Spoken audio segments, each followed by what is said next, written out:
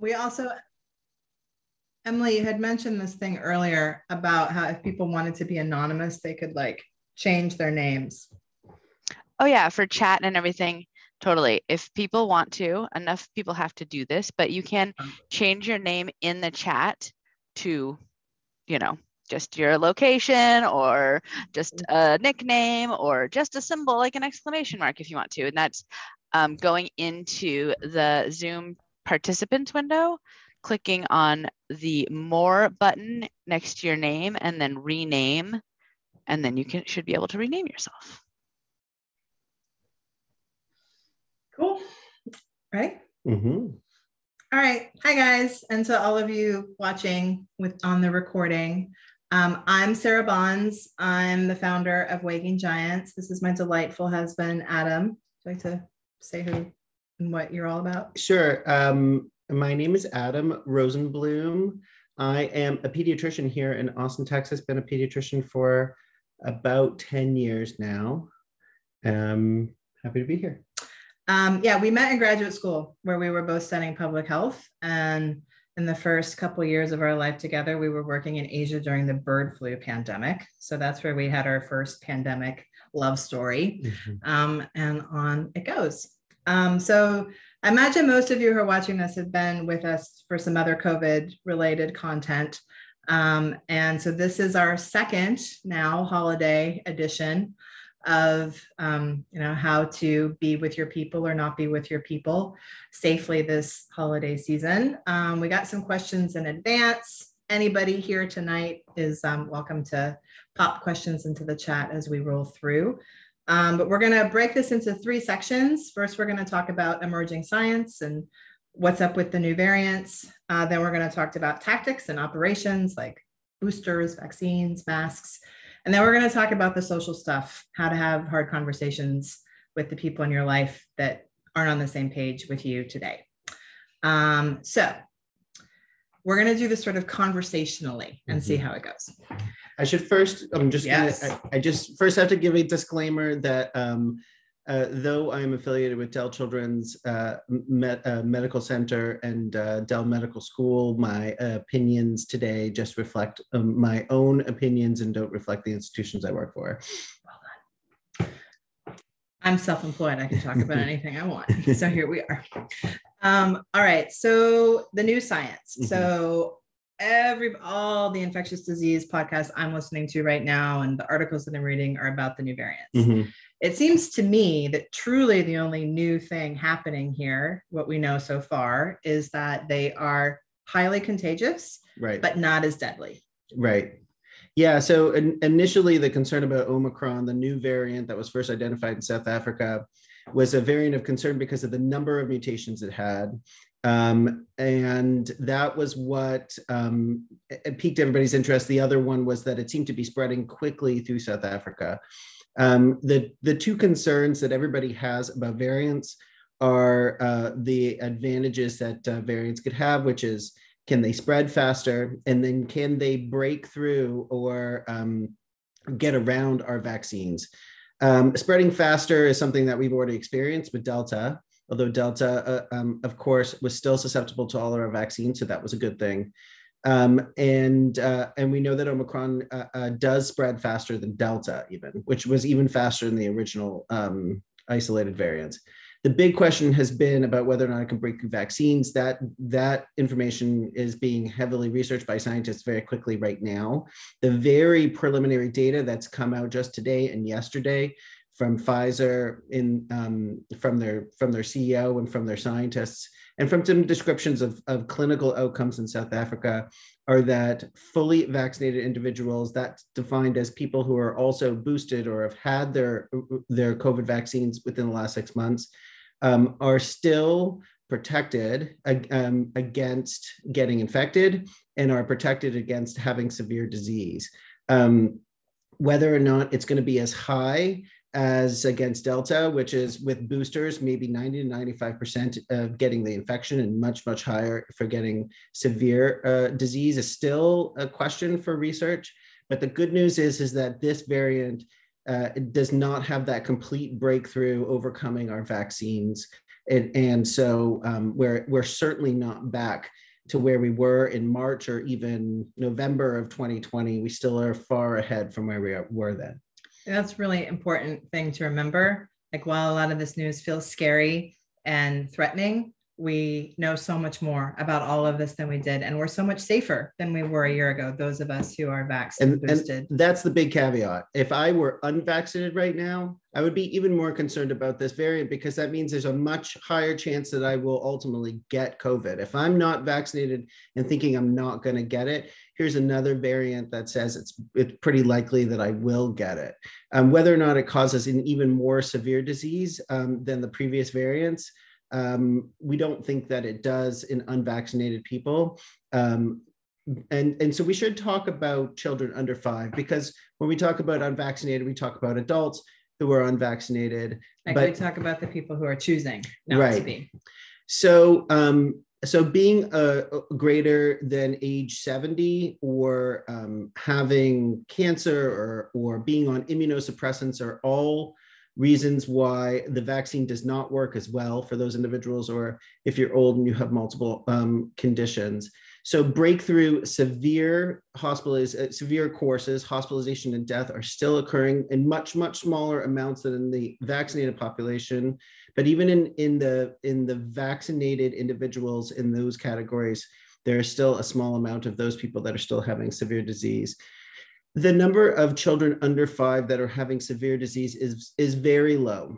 Even though the case counts are high in that population, the chances of having severe courses in those individuals are very low. So when we'll talk about, family gatherings and things like that, I think we're mostly concerned about whether or not a child under 5 could spread it to somebody who is unvaccinated or elderly.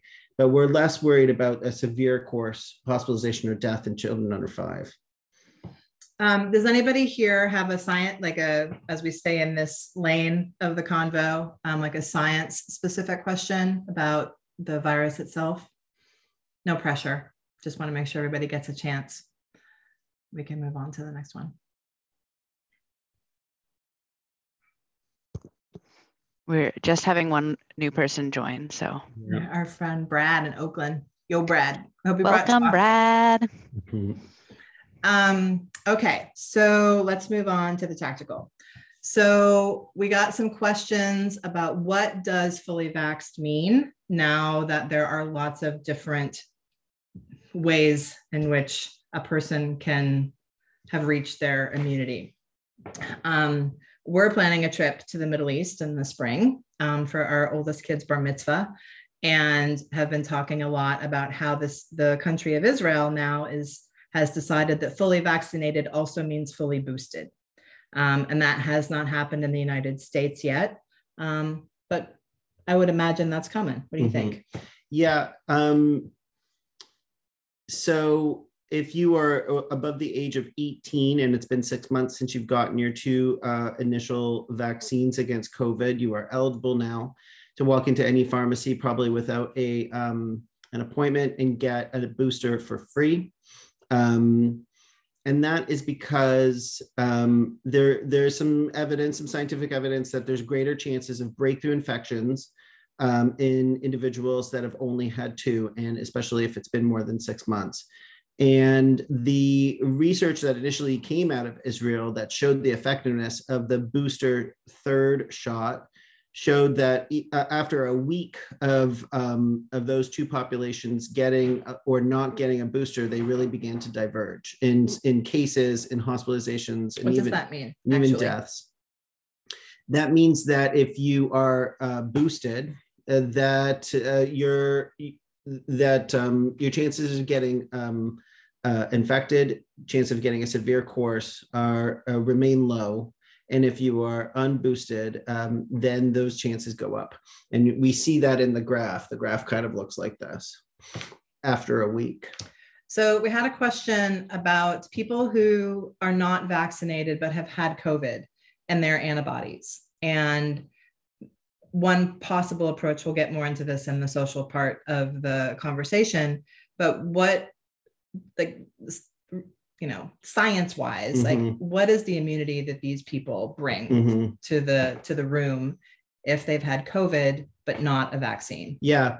So it's somewhere in between being completely naive and getting vaccinated. So even in individuals that have had the disease, there's still a recommendation for them to get vaccinated and to get boosted, because like we all got 2 shots and then a booster.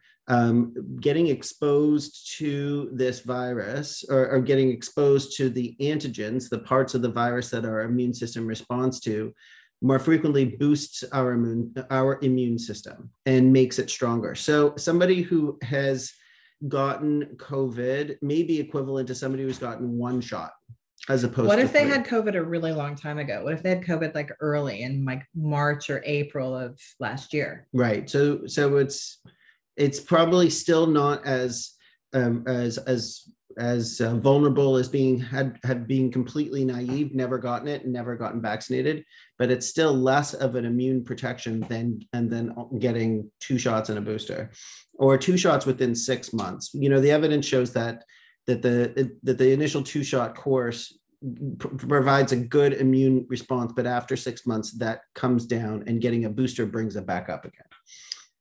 So as we look forward to gathering in various iterations of that over the next couple of weeks, which we're so excited about because we weren't able to do it last year, and this is such a salve that we really have needed.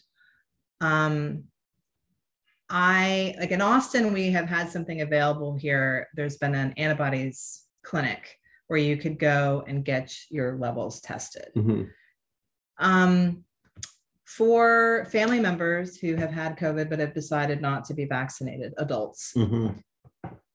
If I were to make a request of that family, for my family that is in Arkansas and is not vaccinated, I don't feel like they're going to be able to find a test like that, right? Yeah, it's still this question about figuring out if you are immune to COVID based just on your blood tests is what's driving the research right now in looking at Omicron. There's more that's being understood, certainly that a higher titer of antibody is better. There are actually multiple different ways in which our bodies fight off viruses. One is antibodies, and the other is called killer T cells. And the amazing part about these mRNA vaccines is they provide the protection, your immune system's protection for both of those ways. So an antibody test really only actually tests one of the ways in which our body fights COVID. You know, I think it's hard to say whether or not somebody who maybe has gotten COVID, checks their antibodies, has a really high titer, is still safe. It's certainly better than nothing. So then maybe in some situations, urban, probably, like where there's like a medical school or a teaching mm-hmm. kind of place, environment, medical school, nursing school kind of thing, that kind of test might be available. But one of the metaphors that we've used when working with our COVID clients at Waking Giants is this idea of Swiss cheese, right? That like there's lots of, none of these methods on their own are going to keep us completely safe unless we never go anywhere and never see anyone, mm-hmm. right? That's not sustainable. So the harm reduction approach is masks, vaccines, boosters. This antibodies test is also one that's available, social distancing. And so I think that for folks who can get that, like it's accessible in your community, I think it's a great idea. It also, for those of us who are like interested in the science of this, it also just gives us more information about what's happening in our bodies. Mm-hmm. But I think it's also really important to recognize that that's just not something that's going to be available to most people. Oh, and then there's also rapid testing, at home testing, which we didn't have last year now, right? And so that technology is getting better and better, but it's still not great. Yeah. And so, you know, that is definitely a tactical tool part of this that we have. And I really want to encourage people that if you're traveling this holiday season, to stock up on those and bring them with you. Don't count on being able to get them. And, you know, you can bring them for everybody that you're hanging out with and make that one less step that somebody else has to plan for. Also, I would encourage you tactically to identify, wherever it is that you're going, should somebody in your family get sick there, have a plan. We were just fielding some family calls this week about a family member who had been exposed and was away, was traveling, and had to come up with a plan B on the fly about getting out of that apartment with those friends, isolating, quarantining. It's not overwhelming by definition, but if you don't have this plan before you arrive and this situation presents itself, it's going to be pretty overwhelming. So I'm getting that plan together and talking to everybody about it. I just wrote this, it felt like a very businessy email. We're going to Vermont for New Year's, and we have access to a big house there that everybody gets to have their own space, and it's wonderful. But we're all coming from different places. And so, the email was like, we can't wait to see you. We're so excited about this. And everybody test before you leave. Everybody bring tests. Here's our quarantine plan. If anybody starts to show any symptoms while we're there, this is what this family will do. This is what this family will do. And then we just don't have to think about that part anymore. We can just be more present. And so while I recognize that lots of families and groups aren't used to having that level of planning and conversation, and there's a lot of room there for power struggles and old wounds to come up, especially with your families of origin, I just feel like it's the path of least resistance, especially when there are also so many stomach bugs going around right now. People are going to get sick, and it might not even be COVID, right? It could be something else. And it's just, we're in this new world now where we're so accustomed to saying like, hey, not feeling it. My stomach hurts. I'm going to stay home. And really being okay with that. Right. So I think calibrating our expectations about what's actually going to even be able to happen this holiday season is really important. I think tactically speaking, when you can be outside, do it. The numbers are starting to go up in certain parts of the country, which was very predictable as they closed their windows and went inside. Those of us who were lucky enough to live in Texas or California, I'm not sure where everybody else on the call is from, but we are so lucky to be able to be outside right now, and we really should take full advantage of that. There's also some new science that's come out about masks in the last year, right? We know that cloth masks are okay, but they're not going to do as much for you as KN95s and up. I don't love the amount of those that we waste in our house. Our kids take a new one every morning when they go to school. They bring one to put on after gym. It hurts my heart, but I know that those are the safer ones. So when we're just running into the store to grab milk or, having these quick errands, we use cloth masks for those, especially while we're just in the low stages of it, again, here in Texas. Right. What other tactical? So it's masks, social distancing, outside, testing, and then the boosters. Want to say a little bit about the boosters? Well, if we look at the Swiss cheese model, the slice of cheese with the smallest number of holes is being fully vaccinated, and we can talk about some of the logistics about family gatherings, what to do in certain situations when some individuals are unvaccinated, some individuals have an immune system problem or elderly, and some of the precautions that we should take with them. But the more vaccinated, the more boosted, the better. It really is a completely different world than we were a year ago because of those. They're still very highly effective in preventing infection, severe disease, hospitalization. So Annette, I just want to address the question you put in the chat. Totally, cloth masks with carbon filters are great. You're really just looking for 3 solid layers, so that's great. And totally, Brad, and reusing KN95s.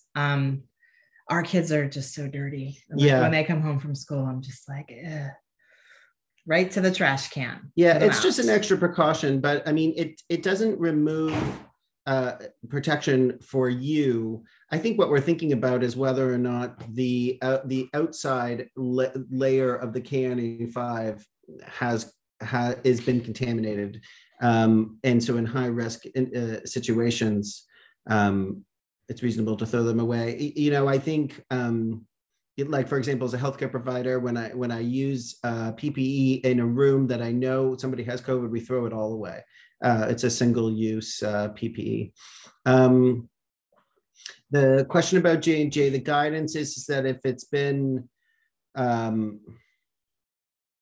want to say 2 months since your last J&J dose, I think it's recommended that those individuals get an mRNA booster. Okay. Yeah. Yeah. She got the second dose in August. So I'll tell her. Okay. So if there are no further tactical questions, can pause for a second to see if anybody here has got any other questions about masks or Swiss cheese. Okay. The social part, my favorite part. All right. So we got lots of questions about how to talk to people about the things. Essentially, while there's lots of nuance in the talking to people inside your house, talking to people in other houses when you're going to visit, ultimately, I think it comes down to a couple key elements that require us to get really clear with ourselves first before we endeavor into these conversations, and also recognizing that how we feel about risk is going to change. So what we have, even the reason we even get to be having this conversation now, right, is because we get to be out in the world again. And when we couldn't go anywhere, there were no decisions to make. There were no conversations to have, and that was it. And in some ways, certainly from our executive brain function way, that felt simpler than maybe it does now, where we're assessing risk again, maybe like we were in the beginning of the pandemic, but in a different way. So now the conversations feel, I think, a lot more personal and like room for more feelings to get hurt. So examples are households where the adults in the household are not on the same page about risk assessment, right? Like one person is feeling that certain activities are safe and in fact important and worth it, and another person in the family is feeling that they are not. And that, I just want to say, sounds like a very, very hard thing and a hard place. And I just want to say that all of the hurt and tension that you're feeling about that is real. And I also want to commend you for committing to having that conversation, committing to find a way through it, because there are certainly some households where somebody would just shut down. And then that would just harbor lots and lots of resentment over time. So I think that one way a person could approach this, or a household could approach it, is to start with a list of the things that you agree on, right? And to see that there probably are a fair amount of those things in your household. And then to get very clear about the things that you aren't clear on, and then to use a weighted scale to figure out which ones of those things have a lot of value, and then to negotiate that. And I know that is where it gets really tricky, but I just want to encourage you to go into these negotiations. Brad, you have a great picture on your fridge of this. What is it? It's like fed, rested, watered, exercised. Halt. Hungry, angry, lonely, tired, thirsty. Right. Make sure none of those things are present before you endeavor into this conversation. And you will find, I imagine, that you arrive on the other side of it in a much happier place. Maybe even have the conversation outside of your house. Like, take yourself out of your immediate surroundings. If you can, try to not have the conversation around your kids. So not because anything needs to be hidden around them, just so that you can focus on it. And recognizing that list of negotiations and weights will need to be revisited. It isn't fixed. Our relationship to the things that we value changes over time. Sometimes we're going to feel like we really need to be with people. And other times we're going to feel that we're okay staying home. And that thing I want to do in 2 weeks, I can't risk it. So that thing matters so much, and everything else goes on hold so that that thing in 2 weeks can really happen. Other social elements of this that we're navigating now are how to have conversations with family members who don't agree with us, that want to see us over the holidays or want to see us at all. It's been so long since we've seen people, some of us in our families, and it will require maybe air or car travel, which has an added level of risk. And then do you stay with them? Do you quarantine? Do you stay in a hotel? Do you test? There's a lot of tactical elements to this that can feel overwhelming. So, take your time and tend to yourself so that you make good decisions. And then I want to really invite people to consider why this gathering matters to them. What is it that you're hoping to achieve by it? And if it's stressing you out, are there other ways that can be achieved? Maybe what has historically been this like very sort of Rockwellian Christmas experience where you all wake up and have cocoa and open presents, maybe that has to look a little different for a couple of years if there are people in the family who can't or won't be vaccinated. But that doesn't mean that it has to go out the window. Like, there are elements that you could still participate in, especially if you live in a place where the weather is permitting, or maybe the weather isn't like super warm and tropical, but it's still beautiful. But I also don't want to downplay like how very stressful this is. But also I just want to recognize that the holidays are stressful, y'all. Like, they were stressful before COVID happened. And now we have this whole other relative at the table, the pandemic, right? That is bringing its own needs and its own tensions to the situation. And so in addition to getting clear with yourselves about why we even do this, why do we gather? Another consideration is, how do you want to feel on the other side of it? And then work backwards from there so that you and your family are centered in your decisions, which I know is going to be tough for people with extended family who feel differently than they do. But I think if you can really get clear about why gathering at all and how you want to feel and what is the goal of it, then you can work back from that. And the last thing I'll say about the having conversations with members of your family who don't agree is that I really want to encourage you to enter into those conversations without the goal of changing anybody's mind, because you aren't likely to do that. And so if you really are trying to figure out why they are making this choice, then your role is to listen. If you feel that it's access and they just can't get there, or it's too overwhelming, then offer to help with the operations and the tactics of it. But if the decision is something other than that, it's probably not a conversation with you that's going to turn that table, and that's a hard thing to hear, I know. But if these relationships really matter to us, the important thing, I think, is to learn what everybody actually really needs and to find a middle way towards that. Let's see what else we got here. So it looks like there was another sort of tactical one that we missed, which is about flying with unvaccinated kids.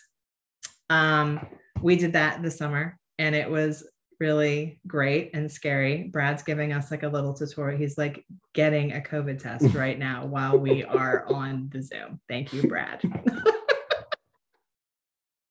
Well done. That's Remember when done. that used to scare us and we were like, oh God, something's going up our nose. He didn't even sneeze. He didn't. He didn't. That was great. So traveling with kids under 5, I mean, let's be honest, that's stressful anyway. Add a pandemic on it, and it's a whole other thing. The tactics that we deployed this summer when traveling with an unvaccinated kid were to feed everybody before we left so that we weren't having to eat in or take our masks off to eat.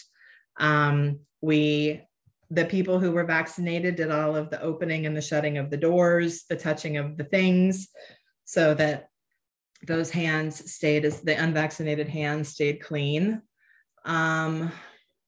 He absolutely wore like a very serious mask, which he loves anyway. So that was fun for him. What else? What other methods are there to keep those kids safe? You know, it's thinking about what you're doing in the week before. I think there's a couple of things. One is reducing the risk to you, but then reducing your own risk to others. You know, not traveling if you're not feeling well, which is a real tough thing to say when you've planned a trip and then the kid's got a runny nose and a cough that morning. What do you do? But I think we're in a different world now where we're all, I think, morally trying to think about how our actions affect others now. And you can test, it may not be COVID. There's a lot of other things going around in the community now, but I think thinking about our responsibility to others as we go to family gatherings, to travel when we're not feeling well. I think the expectations are just like such a huge part of this. Like this is such a loaded time of the year anyway. And to put all this effort into like buying the tests and getting tested and making all of the quarantine plans and having all of these tense conversations with family members about behavior and risk. And then your kid gets a fever the morning you're supposed to fly or get in a car. Yeah, it's going to be super crap, but it's also the right thing to do, to stay home when that happens. Updates on vaccine rollout for under 5. It's on, you know, the recruitment is ongoing right now. I see it happening. I see 6 months to 5 years happening. But it's going to take some time. And there'd be some people who hear you say that and they're like, wait, there's an option that it wasn't going to happen. Well, you know, that's the funny thing about these clinical trials, right? Like are we just kind of checking a box because how crazy would it have been if 5 to 11 didn't get approved? But it will. It will happen, I think, because the safety profile in older kids and adults is so good.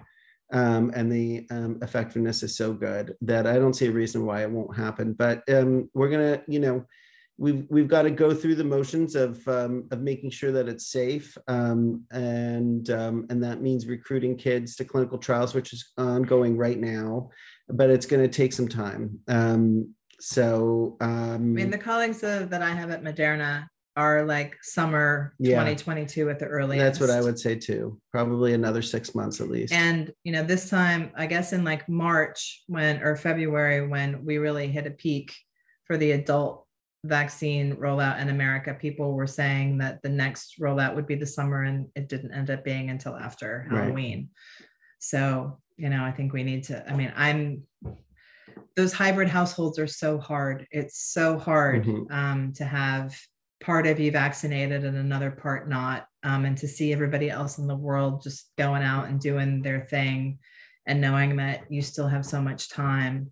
And with that said, I just want to go back to what Adam said at the beginning, that, you know, there is like, the kids are going to get it, but they are going to be much less likely to get really sick from it. And this we know to be true this far into it. And also, all of the vaccinated people around the unvaccinated kid really provide some protection also. And so there's something to that. And I just want to really encourage, I know how hard it is to be isolated with small children. That's really hard on a person's mental health. So when you feel a window presenting itself, the weather's good, the numbers are low, an opportunity presents itself to be with another fully vaccinated group of people, to take it. Because that's important. The last thing that we wanted to talk about were like some predictions in 2022 of like, what do we think we're going to be, like, what are our challenges going to be next year around this as we move into, somebody put it the other day, we're moving into our junior year of the pandemic. So like, we know the lay of the land, we know who we sit with at lunch, we know like who the cliques are that we like thought we wanted to be around, but now we know we definitely don't. We didn't make one team, but we made another. I feel like personally, it's more of this, this continued, the risk evaluation and assessment of, okay, I can go to that party or that wedding a month from now, but that also means I have to say no to some of these other things. Whereas 3 years ago, I just would have been like, yeah, let's do everything. We're not yet in the everything mode, but we are in, I think, well and safely into the some things mode. Yeah, I think it's when this all started and we were wondering how long it was going to last, quote unquote last, and when we would get back to February 2020 or October 2019, I think we're all beginning to realize the shift to a place where we realize that we're going to live with this thing, that the numbers of people unvaccinated plus the contagiousness of this, plus the number of people in the world that are unvaccinated means that I don't think we're ever going to eradicate it from the face of the earth. That it is going to be something that we're going to live with, just like every other coronavirus that has emerged onto the scene and just become has attenuated in its ability to really cause great harm and turned into another common cold. That trajectory will take a long time, but when we're talking about whether or not we're getting back to normal, I think we're talking about this new normal that you're talking about, where we start to think about the risk benefit of the things that we do, but realizing that there's a lot more that we can do now than we thought we could in March of 2020. I don't think we'll ever go back to complete lockdown. I think that a lot of us are going to go through an experience where we get it. It's going to be very mild, and it's going to be mostly just a logistical headache of figuring out how to be a good citizen and not make sure that we spread it to our community by quarantining for 10 days. But, especially when you might not feel sick. Right. But we are light years ahead of where we were because we have an effective vaccine that prevents severe disease. And so I think that's what's coming next, is us all figuring out how to live with it. And I think the other big important thing is that I think we take away some of the judgment, the stigma around this disease. Stuff we've been saying for months over here is that it's time to move into normalizing and destigmatizing. Yeah. They just take the shame away from this. And then when you find out that somebody you know has COVID, the first thing we should say is, how can I help? And are you okay? It's not because they're careless and about their community and because they don't believe in the science and because they're anti-vaxxers. It's because this is something that's going to probably happen to a lot of us. And we were talking about how difficult it is to have these kinds of conversations about what's acceptable risk and what happens if we end up getting it. But I think it's something that we're gonna live with, and hopefully that's the direction that we go in.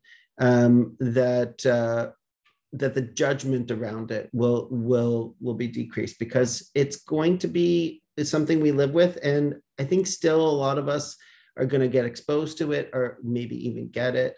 But we're protected against severe disease. So it's going to be something we're going to live with. Yeah. I mean, we think about like how sad and stressed we all were a year ago in relation to this and how much that has improved.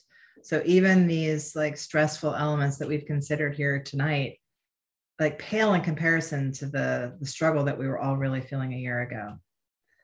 Andy, your question is really good, because this is something that pediatricians are really worried about, which is. Can you say the question? Because people watching the recording. Sorry, I can ask it out loud. Great, thanks, Andy. Yeah, my sister's kids are fully unvaccinated against anything. Yeah, including really, really contagious things like measles, right, and meningitis, and So yeah, this is something that we as pediatricians are concerned about, because being against vaccinations is metastasizing to other vaccinations, and it's becoming a more stronger movement, unfortunately, because it's also become political. So, every disease that is vaccine preventable is different, and there are different risk factors to think about. So, like, for example, somebody who is not immunized against rubella or pertussis. Now, rubella, it causes a pretty mild disease, actually. Why do we vaccinate against rubella? Because pregnant women who get rubella can give that rubella to their unborn fetus, and if a fetus has an intrauterine rubella exposure, it can be very severe. So that's who we're protecting when we're vaccinated against rubella. Pertussis is a similar situation. Pertussis in adults is a cold, but in the first 6 months of life, pertussis can be quite severe in little babies. That's why pregnant women are vaccinated against pertussis. That's why we hope that individuals that are welcoming a new baby into the home can all make sure that they are vaccinated against pertussis. Meningitis, pneumococcal pneumonia, these are things that are especially at risk for people who may be immunocompromised, maybe don't have a spleen, have had their spleen removed because of a trauma, maybe they've got sickle cell. So there are definitely real risk factors for some of these vaccine preventable diseases. Measles is an interesting one because it's more about herd immunity. When the herd immunity is high, the chances for a measles outbreak are low. As that goes down, the concerns for measles increases. When you were working earlier in your career, you saw a lot of unvaccinated families. And I wonder what advice you saw or you heard or you gave at that point in your career to to Andy's questions, like, what's the strategy for hanging out with these people? Like, they're not loving science in any way, right? So maybe other ways, but not this way. And so what is a frame? Is there a framework within this community to engage in a gateway conversation, right? That might lead to something else. Yeah. I mean, there's one thing, which is like, how do we just be with these people, right? Like, I think that's the first thing is, especially since they live in a community where there's a huge amount of anti-vax sentiment. There's the chances for an outbreak are higher there. And I don't have a measles titer. It's been decades since I had that vaccine. Right. So, well, we got boosters, but for travel, but I think one of the overarching outside of that specific situation is it feels irresponsible, retrospectively in a post-COVID world. It's like, oh, we shouldn't have been hanging out with those people right before, and now it's like, okay, moving forward, Yeah. I mean, I think about, is it okay to go to a restaurant with people who are fully unvaccinated against everything? I mean, regardless, outside of the, we kind of aren't eating in restaurants right now anyway with anybody, but yeah, I think it's still a risk analysis. If you were a 6-week-old baby, I wouldn't hang out with these people. If you were immunocompromised, I wouldn't hang out with these people. Like I was saying, if you were pregnant, I wouldn't hang out with these people. But the risk of something goes way down if you don't have some of those kinds of risk factors. Being a college student living in a dorm, I would want to make sure everybody around me had a meningitis vaccine, because that's how meningitis spreads, is in dorms and army barracks, apparently, is what the medical textbooks tell me. But so there are risks. And if you're a healthy young adults without kids, not pregnant, can you go to a restaurant with these people? I think you can. But that's the medical risk answer, not the sort of ethical, the social right, because there's there's I can't guarantee that there's not a pregnant person right at the restaurant at the table next to us, and that right feels yucky to me, you know, if we're the ones instituting the like, let's go out to dinner or whatever. But yeah, that's hard. You know, as a public health professional, I love this part of what the pandemic has brought us, which is this like much stronger understanding of our own Venn diagram every time we go, like the way that we move through the world, right? And our awareness of how our behavior impacts other people. And I think that for some of us, this is also brought to the to a surface that like maybe can't be denied any further, that there were people in our lives that we had tension with already, and now it's just not worth it. And, you know, one of the real gifts of this pandemic in some ways has been that we just haven't had to have this conversation. We can just say, sorry, still quarantining. But at some point, maybe or maybe not, you know, those bigger conversations have to be had. Mm-hmm. Annette, you've got a good question, and it speaks more broadly to just how do you counter misinformation in general. You know, one of the big, I think, themes that comes up is this idea of omission or commission, making an active choice to do something that may cause harm, or deciding not to choose something, and if harm comes to you, it was at least not because of an active decision that you made. A lot of people are reporting that that they are leaving their fate into the hands of God, you know, and it's one of those kinds of things that a lot of people use to say are the reasons why they won't get vaccinated. And one of the counters is to say that not getting vaccinated is an active decision. That it is that remove that omission part of the conversation, and trying to get in, you know, it doesn't really matter what it is that they say, you know, it changes their DNA, it affects fertility, it's going to kill me. All of it, I think, comes down to just a fear of something that I'm choosing to do. Yeah, because of course, none of those things are true, of course. But I think the more contagious this thing gets, the more everybody gets out into the community vaccinated and lives their life, the more chances that you will get it. You know, that I would say that the cumulative chances of somebody, especially unvaccinated, getting COVID in the next 5 years is 100%. So it is assured that of that risk, and maybe that helps try to put in perspective the risk that you're taking with the active decision not getting vaccinated. Can I make a thought?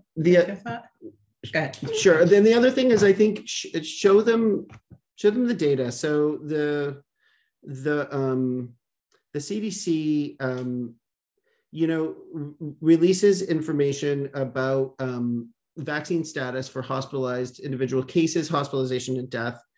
And I think it really tells a very compelling story of just the difference in those two populations. But what we know definitively is that people don't make decisions about their health based on information. We don't vote because of information. We don't change our voting behavior, and we don't make decisions, especially about public health, smoking, safe sex. None of those decisions, we don't make them because of data points, right? We make them because of how we want to be perceived or being a part of a community that we belong to. There's social collateral involved in this decision, I feel, for a lot of people, that if they are part of a community where people don't get vaccinated and they decide to get vaccinated, they are, in their own experience, spending some of that social capital that is valuable to them. And so my recommendation for folks who, are coming at you with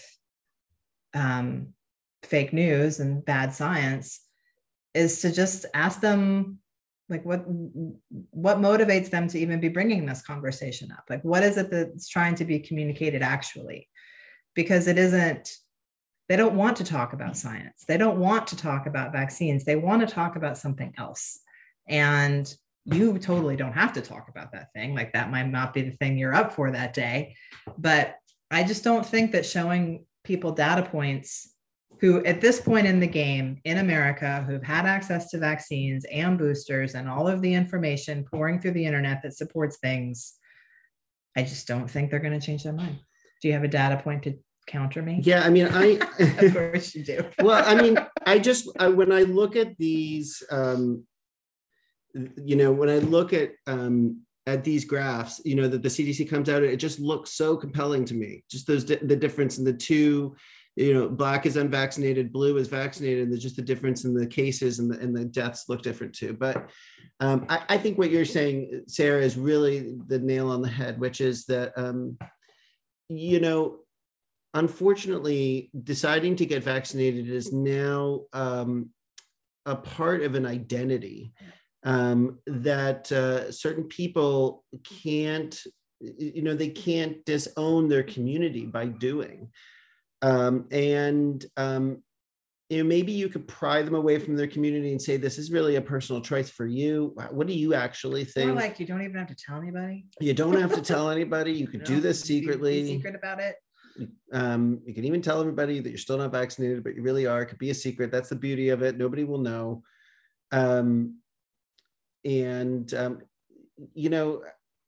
I think but it's really hard. This is unfortunately a struggle. And I think about it as people being infected by misinformation, and that they're making decisions that they don't actually have full control over.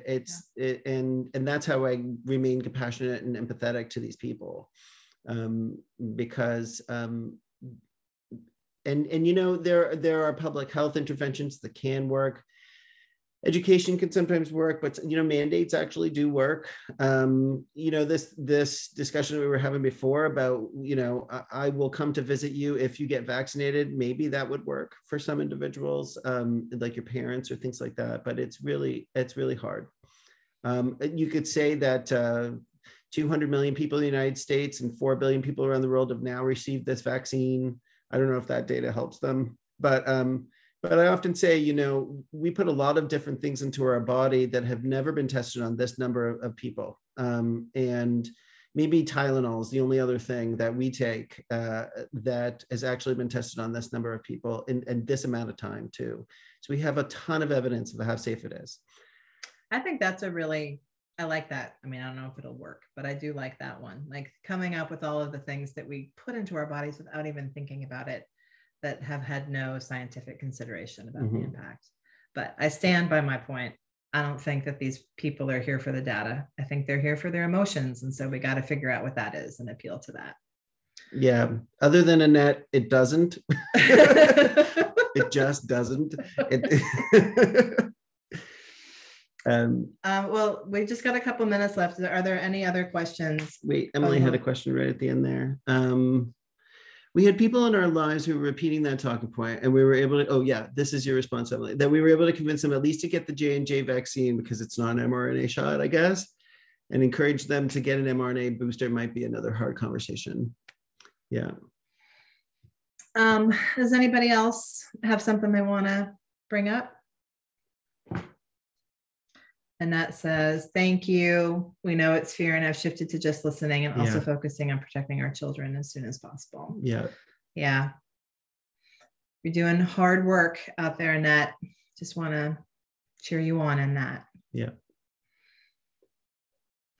Okay, y'all. Well, we will send this out via email. Feel free to send it and share it with anybody that you find might find value in it. And you know where to find us if anything comes up or you have any more questions. Stay safe and have a great, joyful holiday connecting with the folks that you feel safe in doing so with. It's not Christmas 2020. It's not. We've made progress. We really have. Yeah. Yeah. All right. Good night, y'all. Thanks y'all so much. Love you all. Bye. Good night. Bye. Thank you. Good night.